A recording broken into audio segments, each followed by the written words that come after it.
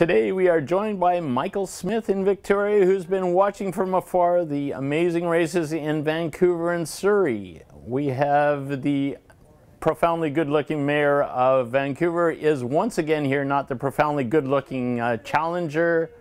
How did he do it, and what do you think, Mike?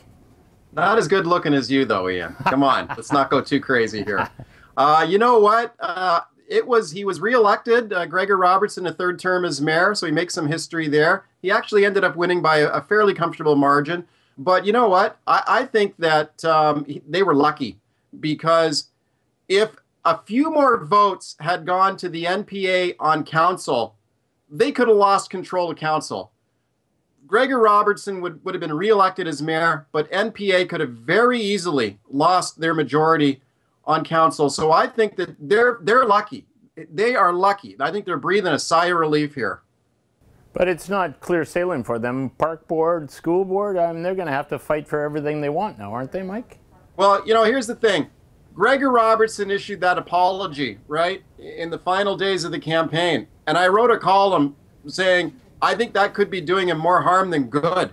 And a lot of people were sending me emails last couple of days going, nah, he won, you were wrong. You know what? I actually think that apology did not help him. I actually think that apology made it closer than it would have otherwise been, because I thought it made him look weak and desperate. Well, if you take I've talked to some Vision people, and they say essentially it was bodies.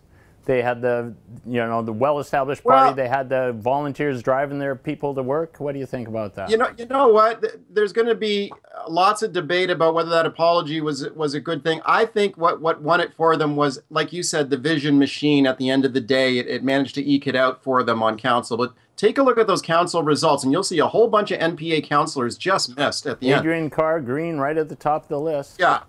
So what about? But you know what? Hey, school board and park board. Yeah.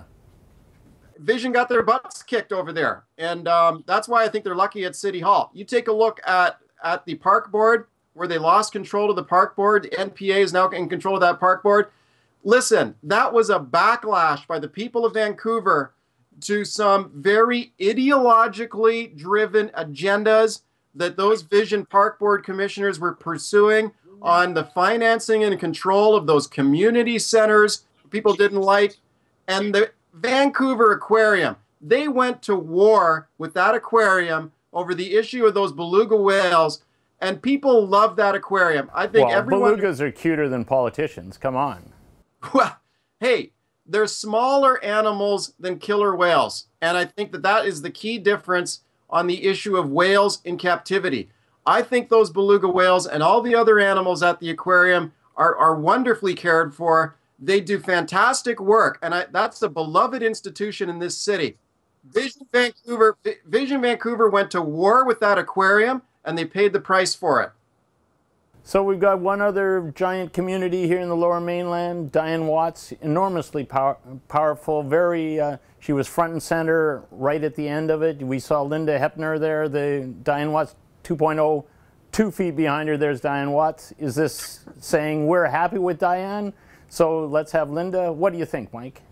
Well, Linda Hepner, her victory speech when she was doing all those woo-hoo-hoo, did you see that? I love that. I love that. She's so excited. She was very happy. But you know, I think it showed more than the power of Linda Hepner. I think it actually showed more the power of Diane Watts, because Diane Watts has proven to be among the most popular mayors in Canada. And that endorsement that she gave to Linda Hepner, I think, counted for a lot. She anointed her, I have chosen you to be the next mayor. She was the anointed one from the power of Diane Watts, and even her, Linda Hepner's radio ads, they seem to mention Diane Watts more than Linda Hepner. Well, no one knew who Linda Hepner was other than Diane Watts supported her. But how about a council sweep? I mean, we never see this, Mike. Council sweep. You know what? It shows you the power of that Surrey First machine. It shows you the power of Diane Watts. I gotta tell you, I was surprised. I expected a closer race there for mayor. I thought Doug McCallum still had a little jam left.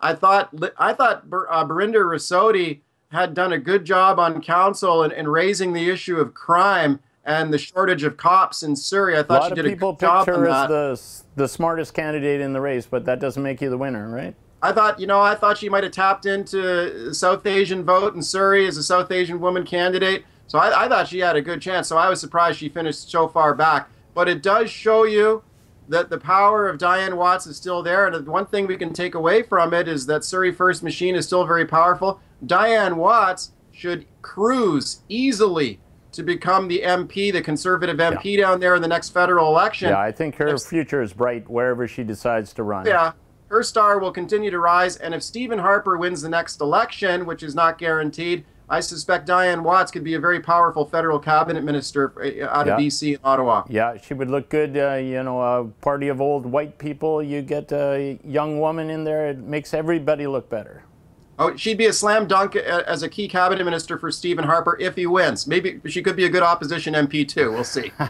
That'll be up to her, I guess, and the voters. Mike, always good to hear your insight from Victoria. All the best. Have a great day. Thanks, Ian. Talk to you later.